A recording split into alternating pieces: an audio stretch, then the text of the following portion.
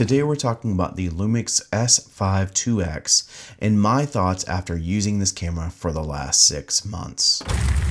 Earlier this year, I did a review of the LUMIX S5iiX and talked about why I ultimately purchased this camera, but it's been about 6 months and I want to follow up and talk about if I regret that decision and just my overall thoughts on the camera. And so with that, we're going to talk about my pros and cons about this camera after using it for the last 6 months, starting with my first pro, which is the overall image quality. Now, I've said it before, I love the image of the LUMIX S5iiX. I love the colors from the sensor using Vlog, and even in photo mode, I found that I really enjoy the built-in monochrome profiles. I really wish that we could see soon the Leica monochrome profiles that we see in the G9 Mark II, but I do appreciate the black and white or monochrome profiles that are in the camera now for photo.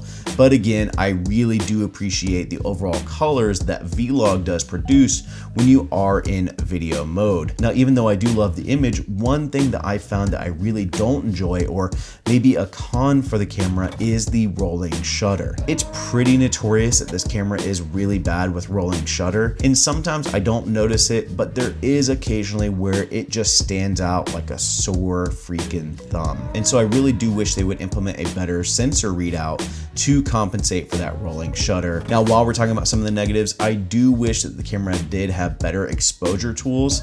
I really wish the camera had false color or even EL zone. I am spoiled by the Sigma FP and the fact that it does offer EL zone, but honestly, I would settle for false color in this camera and really miss it when I'm shooting with the S5iiX. Now, beyond those couple things, I am really pleased with the overall image that this camera does produce, which brings me to my next pro, which is the aspect ratios that are available. I love 6K OpenGate. I love the look of it. I actually switched over to using OpenGate for the podcast that I'm working on so that I can ultimately compose it for 16:9, but also use it for 9:16 when we are trying to put some of the podcast on social media. Now, on the photo side, talking about aspect ratios, there is an X-Pan option available, which does give you more of a wide angle field of view, which is really cool. Now, it's not a true X-Pan because I believe true X-Pan does stitch images side by side to make it an ultra wide look. This is really cropping in on the sensor to give you that field of view, that again, wide angle field of view,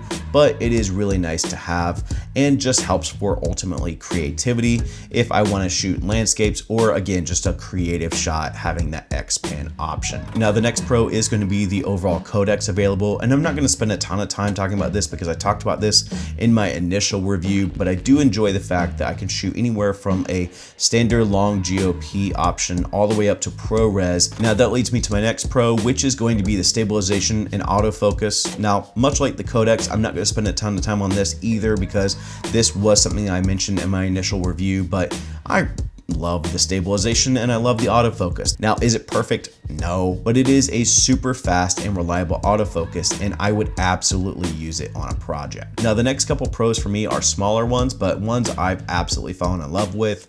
One is gonna be the fact that you do have the ability to use focus magnification while recording. This is such a small feature, but can absolutely be game changing when you are trying to use manual focus lenses. And then the last pro for me is just simply LUT support, whether it's real-time LUT or just viewing LUTs for Vlog. It just really creates a streamlined workflow, not having to rig up a camera with an external monitor, and I really appreciate that for scenarios where I just need a smaller setup. And so those are some of my pros and cons about the S5iiX, but the question becomes is, do I regret purchasing this camera? And I'm gonna go ahead and say, no. I really do enjoy using this camera. It does offer me something a little bit different than what the Sigma FP does.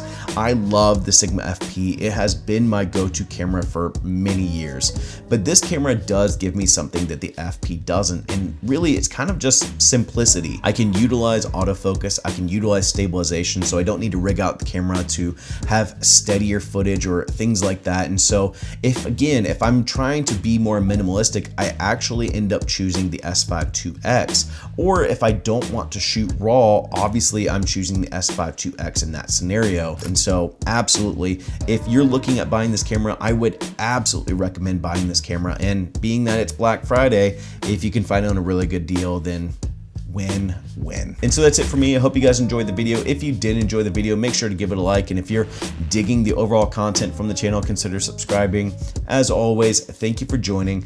Go and find your journey. Go embrace life. Peace.